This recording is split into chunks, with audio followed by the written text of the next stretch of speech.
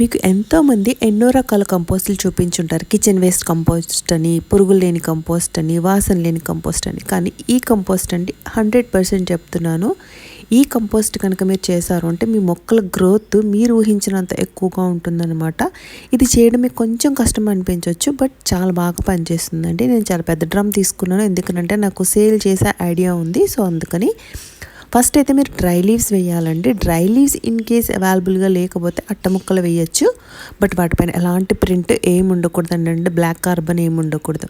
అది వేసిన తర్వాత దానిపైన కొంచెం ఎదుగు కంపోస్ట్ ఉంటే కనుక కంపోస్ట్ వేయండి, లేదంటే సాయిల్ వేయచ్చు. దానిపైన మనం కోకోపీట్ వేయచ్చు, బట్ నేను చాలా ఎక్కువ అమౌంట్లో వేస్తున్నాను కాబట్టి నేను ఆ పీచునే తీసుకొచ్చి వేసాను అనమాట. దానిపైన మళ్ళీ సాయిల్ వేసాను. దానిపైన ఇవన్నీ ఫ్లవర్స్ అండి, దండలు తీసుకొని వచ్చి వేసాను. మరీ పచ్చివి వేస్తే మనకి మెత్తగా ఉంటే పురుగులు వస్తాయి కాబట్టి నేను 2 days డ్రై చేసి అప్పుడు ఆ ఫ్లవర్స్ వేసాను. నెక్స్ట్ ఇప్పుడు వేస్తున్నది కౌడంక్ అనమాట. తను అట్లా విసురుతున్నాడు. ఈ కౌడంక్ చూసారు నేను పెడుతున్నాను. ఇది కూడా ఏంటంటే పచ్చిది వేసేయలేదండి, మాగిన పసులు తీసుకొచ్చి వేసాను అనమాట. ఎందుకంటే ఆవు పేడని మించిందే లేదండి అసలు.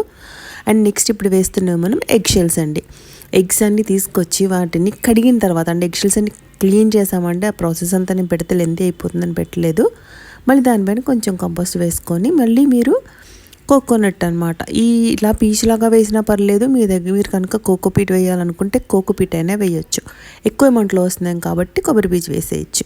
అండ్ దీనిపైన కొంచెం సాయిల్ వేసుకున్నామండి. దీని తర్వాత మనం యాడ్ చేసేది ఏంటి అంటే చూసారు మీకు అసలు నల్లగా కంపోస్ట్ లాగా కనిపిస్తుంది, కానీ ఇది టీ పౌడర్ అండి. ఇది నేను తెప్పించాను అన్నమాట క్యాంటీన్ నుంచి. దాన్ని శుభ్రంగా వాష్ చేసామండి. వాష్ చేసి డ్రై చేసిన టీ పొడి అనమాట. అది చూస్తే మీరు ఆ ప్లేట్తో తను వేసినవన్నీ కూడా టీ పొడి అండి. ఆ ప్లేట్స్తో ఎన్ని ప్లేట్స్ అయితే వేసాడో అది మొత్తం టీ పొడే వేసాము. అంటే అదే మీకు సాయిల్ అనిపించేలా ఉందన్నమాట.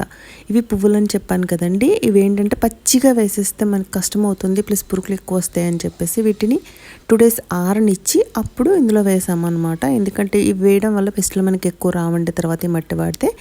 నెక్స్ట్ మీరు డ్రై లీవ్స్ అన్నా వేసుకోవచ్చు, లేదంటే చెప్పాను కదండి అట్ట ముక్కలైనా వేసుకోవచ్చు. దీనిపైన ఇప్పుడు వేస్తున్న చూసారా ఎంత నల్లగా ఉందో, ఇది మనకి ఆకులు రాలిన తర్వాత, ఒక డాబా పైన ఆకులు రాలిన తర్వాత మొత్తం అక్కడే మగ్గిపోయిన కంపోస్ట్ అనమాట. అంటే ఓన్లీ డ్రై లీవ్స్ కంపోస్ట్ అండి. మనం ఇందులో డ్రై లీవ్స్ వేయలేదు కదా, అన్ని అట్ట ముక్కలే వేసారని మీరు అనుకోవచ్చు. ఇది ఉంది కాబట్టి నేను వేయలేదనమాట. అది ఎంత నల్లగా ఉందో కూడా మీరు చూసారు. నెక్స్ట్ దీనిపైన మనం కలుపుకున్న సాయిల్ ఉంది కదండి, ఆ సాయిల్ వేసాను అనమాట. ఈ సాయిల్ వేసిన తర్వాత ఇంకా పై లేయర్స్ మీకు ఎలా వేయాలనిపిస్తే అలా వేయచ్చు. కానీ ఇందులో మీరు చూస్తే వేసేటప్పుడు నేను తీయలేకపోయాను. ఏంటి అంటే మనము కొన్ని ఫర్టిలైజర్స్ చేస్తూ ఉంటాం కదండి ఫ్రూట్స్తో, బనానాతో కానీ పపయాతో కానీ, అలాంటి ఫర్టిలైజర్ ఒకటి వేసాను అనమాట అండి. వేసి దానిపైన కొన్ని బిర్యానీ ఆకులు ఉండిపోతాయి, అవి కూడా వేసి దానిపైన అయితే మట్టితో పూర్తిగా కప్పేసాను అనమాట. మట్టితో ఎప్పుడు కప్పేయాలండి. అండ్ నెక్స్ట్ ఏంటంటే మనం వాటర్ ఇస్తూ ఉండాలి కాబట్టి మీరు బియ్యం కడిగిన నీళ్ళని ఒక 24 hours అట్లా ఉంచేసి దాన్ని అప్పుడప్పుడు వేస్తూ ఉన్నారంటే కంపోస్ట్ అనేది చాలా బాగా తయారవుతుందన్నమాట. మీకు 3 months తర్వాత ఈ అప్డేట్ చూపిస్తానండి ఎంత బ్లాక్గా తయారవుతుందో. అండ్ మీకు కంపోస్ట్ రిలేటెడ్ ఏ డౌట్స్ ఉన్నా సరే కామెంట్ చేయండి, నేను ఆన్సర్ చేస్తాను. అండ్ త్వరలోనే కిచెన్ వేస్ట్ కంపోస్ట్ వీడియో కూడా అప్లోడ్ చేస్తాను. బాయ్.